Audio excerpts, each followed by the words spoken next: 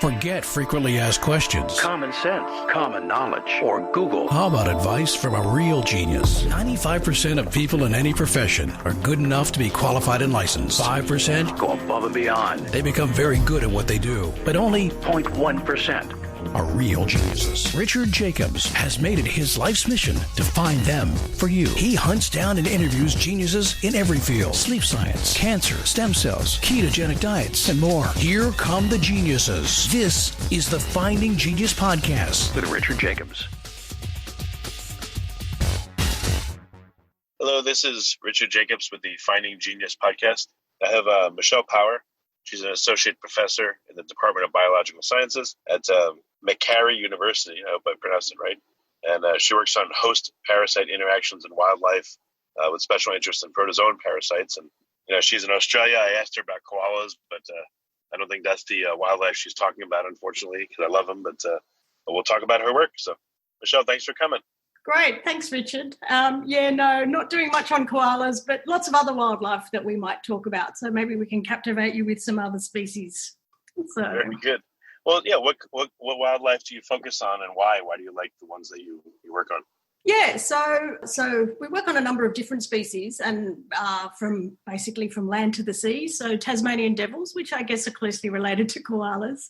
We've done some kangaroo work, seals, penguins, and of course the ever famous bats. So I've picked about 4 or 5 species, and they've been selected for their connectivity to humans and the potential impacts that humans can have on those species relative to the transfer of parasites and other microorganisms.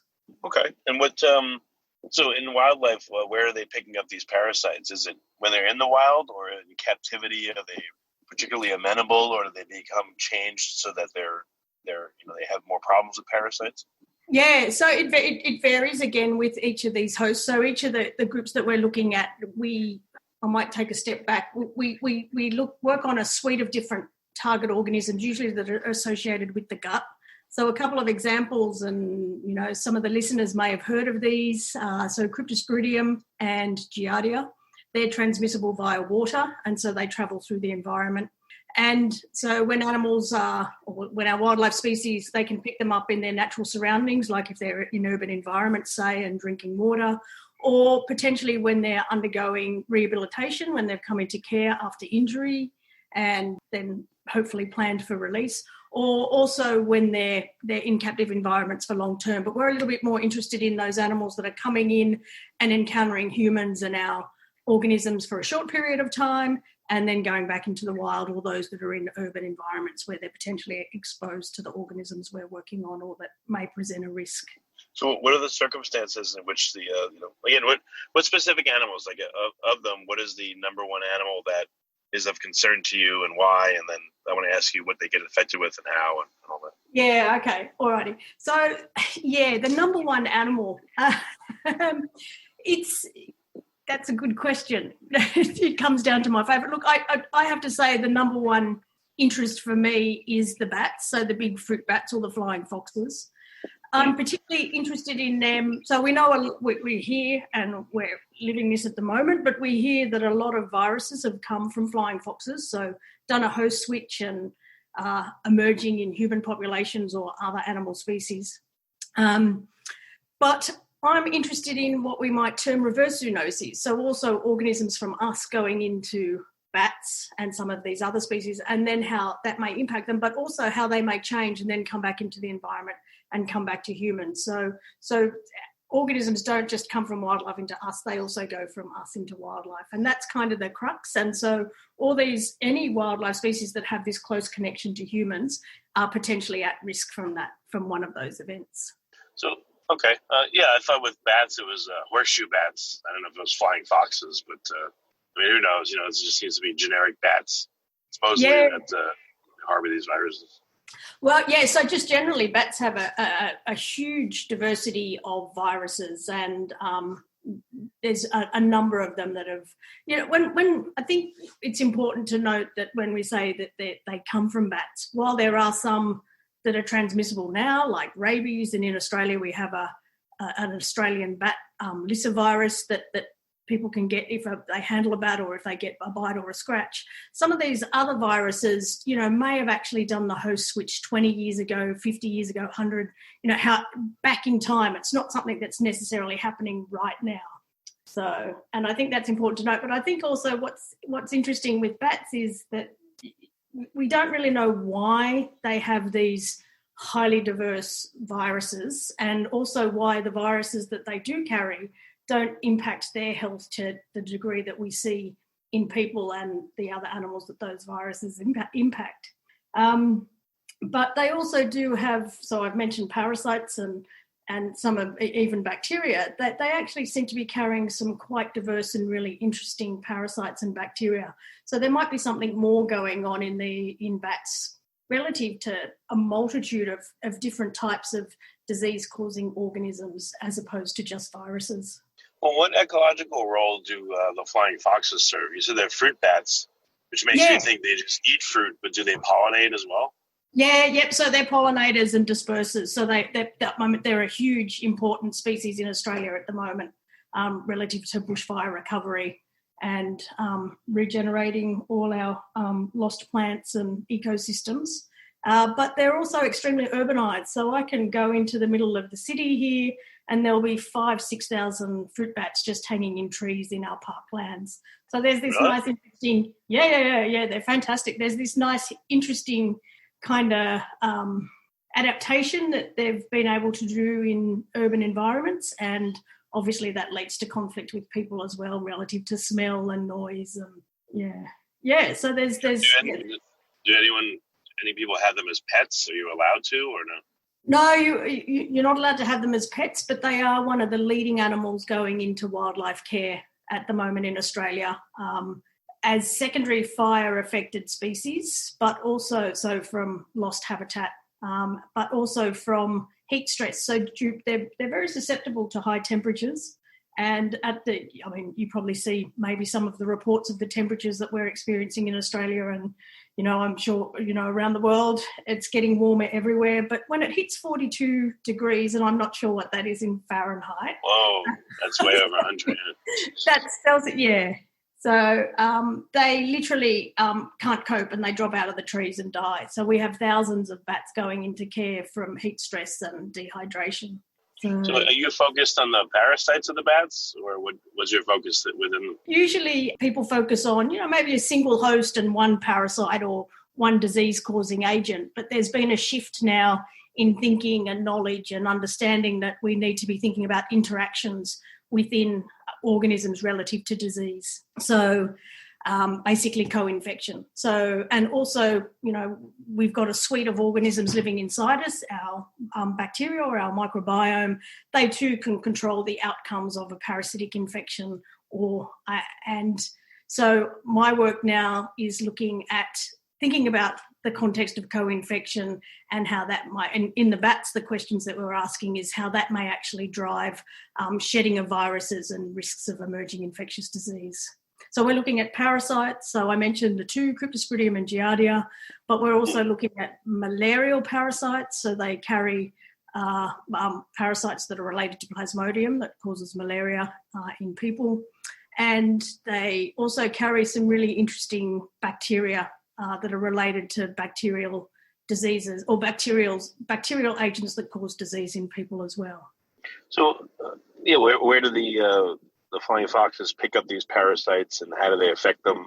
What's the consequence for them? Does it kill them?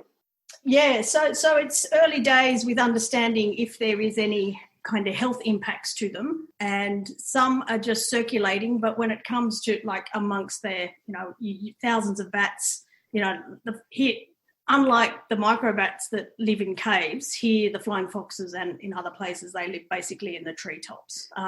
So they're still in huge numbers in those colonies, and so organisms would likely be easily passing and just generally occurring within a bat colony itself. But when it comes to the organisms that are related or that are likely coming from humans, and this is more bacteria than the parasites, it's likely that they're picking those up from the environment, probably from drinking water. They will actually fly down and skim urban waterways and acquire water that way. Yeah. Yeah.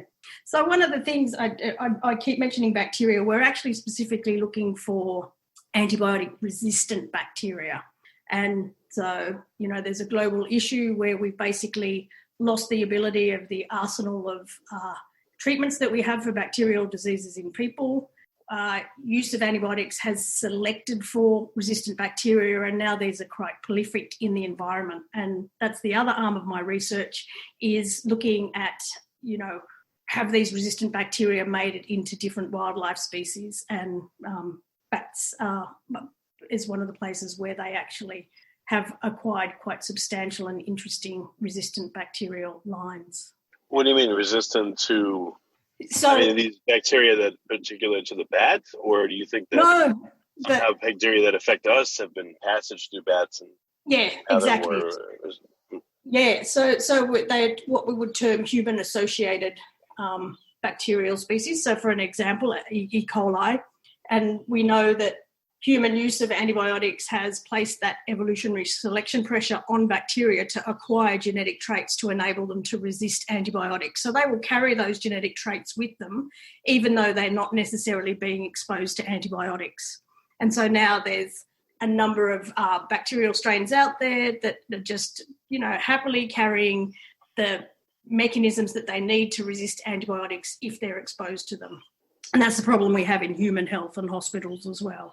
So, and how do the bats play in? Do you think that they're helping to spread these bacteria somehow, or what's their role?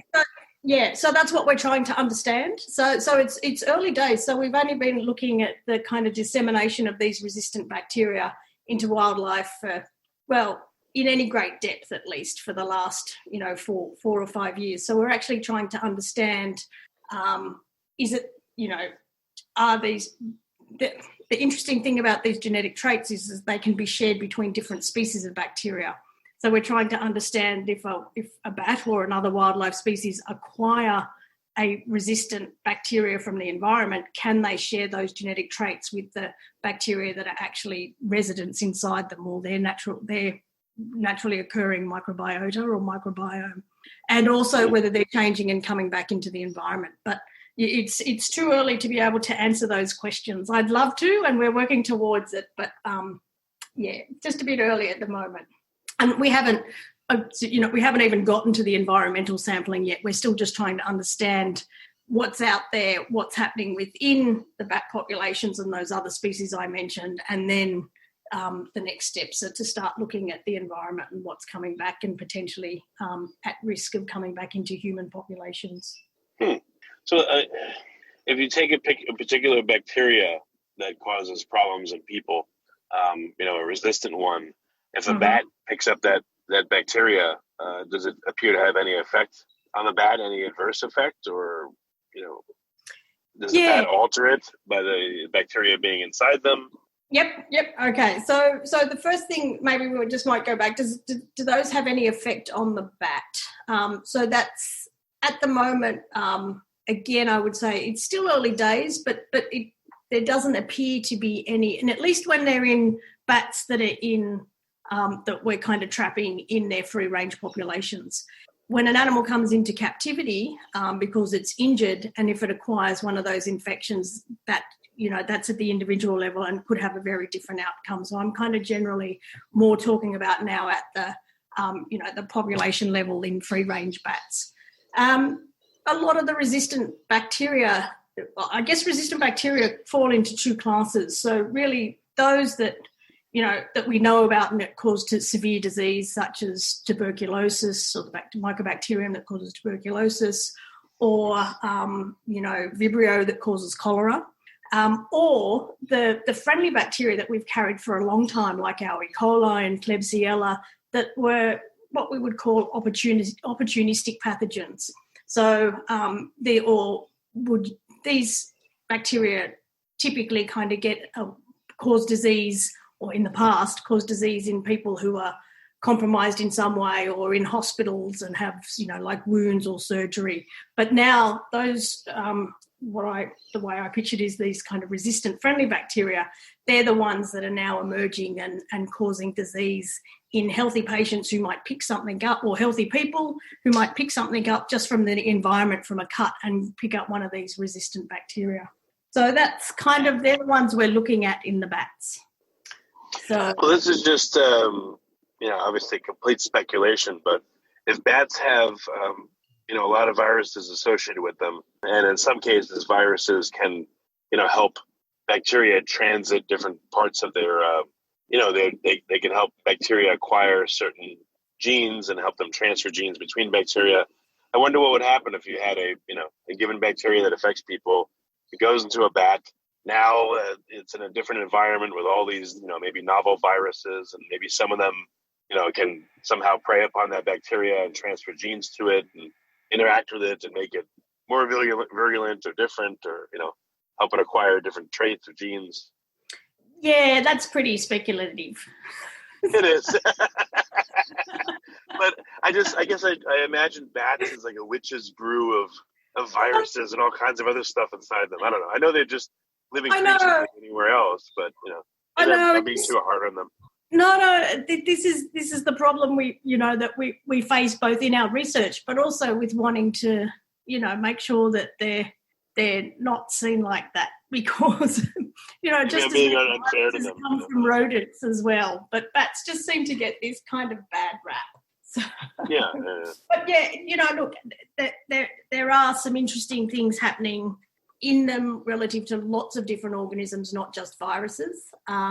We need to remember that the reason these viruses are coming from bats and getting into us is because we're encroaching on their environments and interacting with them. It's not like they're coming out to drop them on us.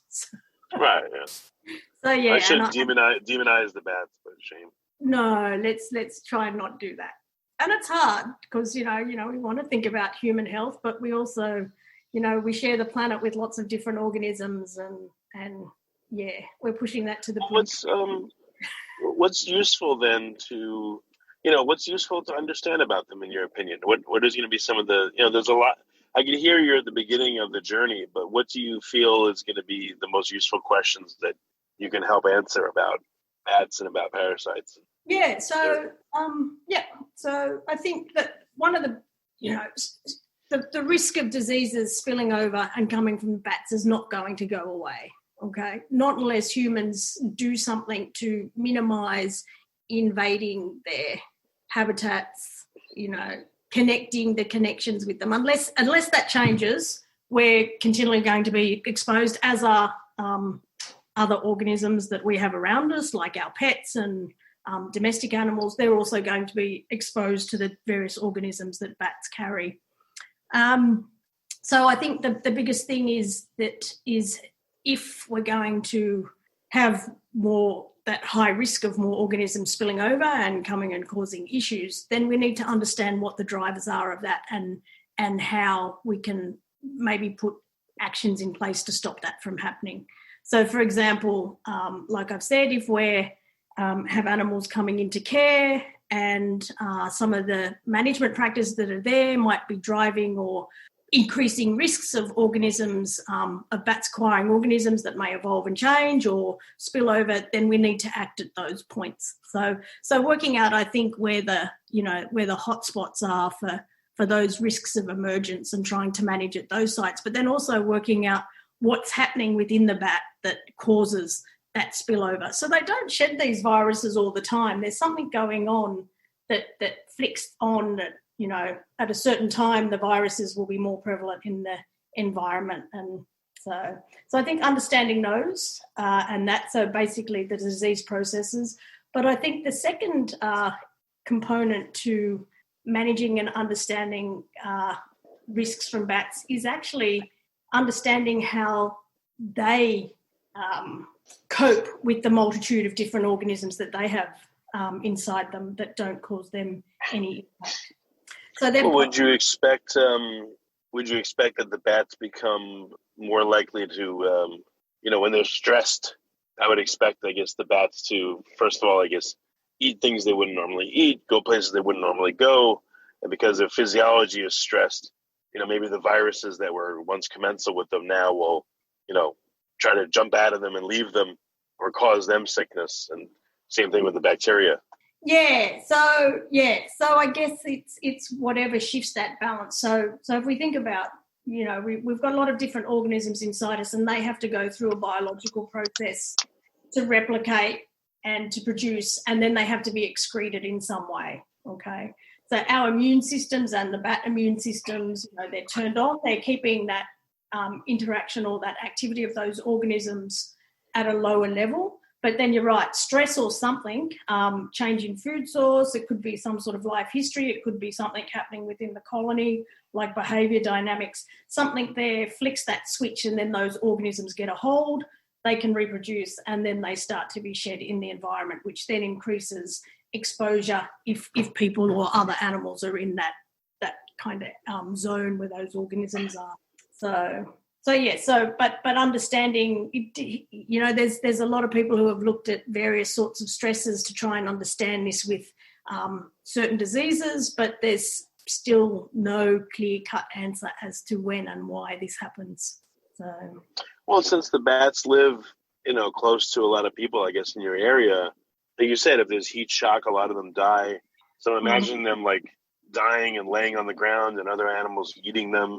And then maybe, diseases get transferred to the animals, et cetera. But I guess it is very important to understand where they go, what they do, what they interact with, what happens when they're subject to, these fires or this heat damage. And if they die, what happens? Do they spread disease, et cetera, et cetera, et cetera? Yeah, exactly. And that's what I mean by understanding what those risk points are and how we can manage those things to prevent spillover, because cities aren't going away, bats aren't, unless we actually get rid of them, bats aren't going away. So nor is that risk of spillover. Well, they better not go away because they pollinate a lot of essential crops, right? They do indeed. They do indeed. Do people even know that they pollinate anything and what they pollinate? Yeah,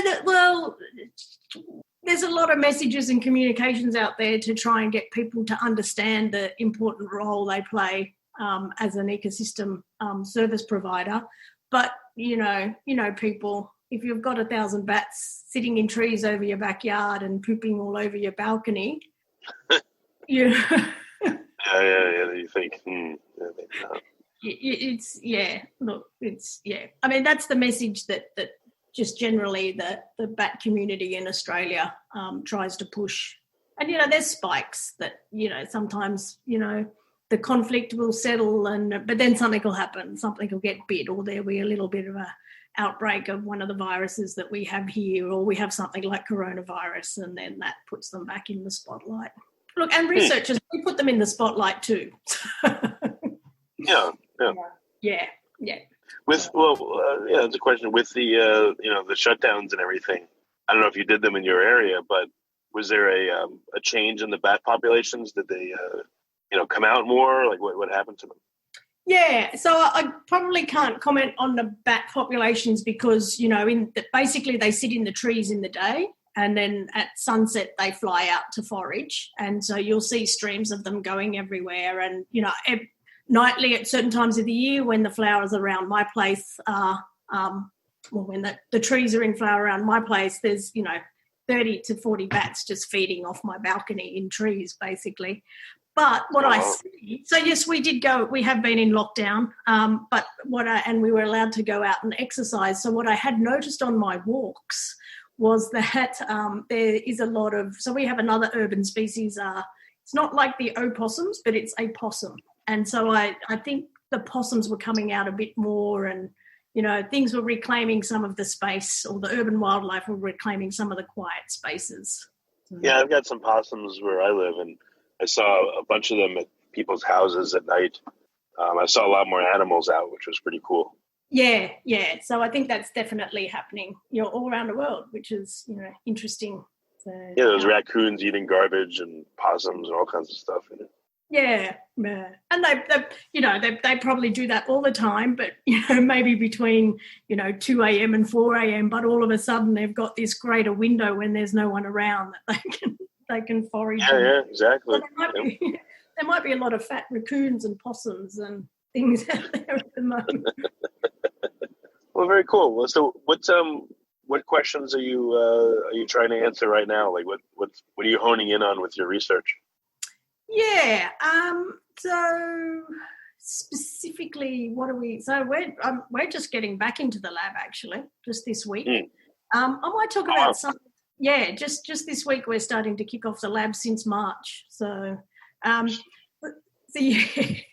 I might talk about something a little bit different, or just slightly different. But one of the things I try to achieve in my research is to, I can think up really interesting questions and do fun things, but it's, it needs to be translatable and it needs to be helping society or ecosystem or something in some way.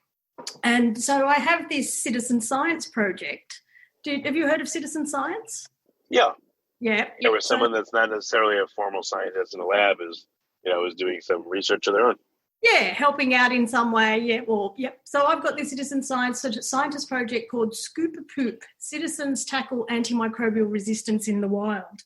And so what we do, we've got a little kit and we go out into schools and do outreach and talk about this issue of antimicrobial resistance and use wildlife as the example of the extent of, human impacts and to wildlife. And then we have kids run around and take the kit home and they collect possum poop from their backyard, send it back into us, and then we test it in the lab. And it's a way of educating or, non-scientists about the issue of antimicrobial resistance and what you can do to minimise spread of resistant bacteria, but also getting them involved in science and collecting a sample and then helping us out by doing surveillance and understanding what's happening in urban environments relative to movement of these organisms. And, we can't be in the field, so we've got this army of school children out there doing field work for us and collecting samples. So that's a pretty cool thing. So we're just starting that back up again and doing all that via Zoom. So that's a challenge. So what do you hope to see from the collection of the possum poop? Yeah, so similarly what I was talking about in the bats, but basically we're looking to see what the prevalence of or occurrence of these resistant bacteria and genetic traits are in the possums, what types of traits they're carrying in the bacteria in the possums, not the possums themselves. And then also doing a little bit more, the research extends a little bit more again to understand the role of possums in cities and spread of parasites. And so we've got a project going with a collaborator at the University of Sydney, and she does possum personality and behaviour. And so she's showing that, so this is Claire MacArthur, she's showing that possums have bold personalities and will forage further and eat a different array of plant types. And so we're actually testing to see if their personality impacts the types of parasites that they carry and if they're more likely to acquire parasites that might be spread on to humans. So that's the other kind of thing we're working on at the moment. All right. Very diverse research. Yeah, is it hard to identify the possum poop? Oh, no. No, it's really easy. It's, very easy. It's a elongate. It's about 2 centimetres long, cylindrical. It's one of the most common things you see around. And when we go to the schools, that's part of the training before we get the kids to go collect the sample for us.